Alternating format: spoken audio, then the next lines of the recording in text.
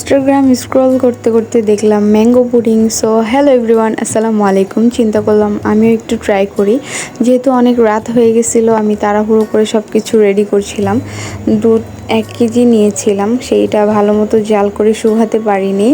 যাই হোক, এখানে দুধের সাথে বাদাম আর ডিম ভালো মতো মিক্স করে নিয়েছি। বাদামগুলো কিন্তু আমি ব্লেন্ডিং করে নিয়েছিলাম। আর এই দিকে আরেকটি চুলার মধ্যে ক্যারামেলটা ভালো মতো সেট করে নিয়েছি। যেই বাটিতে পুডিংটা দিব সেই বাটিতে দেন আমি আমগুলো কুচি কুচি করে কেটে এইখানে সাজিয়ে দিলাম। বাই দ্য ওয়ে, আমি কিন্তু পুডিংয়ের মিশ্রণগুলো আগে থেকে ছেঁকে দেন বাদামগুলো মিক্স করেছিলাম, না হলে ডিমের যে লাম্পসগুলো থেকে যায়। যাই হোক, এইখানে আমি পুডিংয়ের মিশ্রণগুলো ভালো মতো বাটিতে দিয়ে দেন আমি এটা সেট করে দিয়েছি চুলায়। তারপর মাঝখানে একটু চেক করে দেখলাম, দেন 40 মিনিট পর আমার পুডিংটা অলমোস্ট রেডি।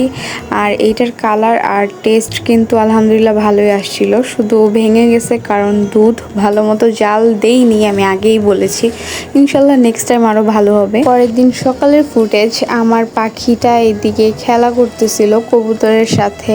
সে একটু ভয় পেতেছিল, দেন আবার একটু আদর করতেছিল। যাই হোক, সব মিলিয়ে আজকের ব্লগটি এই পর্যন্তই। সবাই ভালো থাকবেন, সুস্থ থাকবেন, আর আমার নেক্সট ব্লগের জন্য ওয়েট করবেন। টাটা।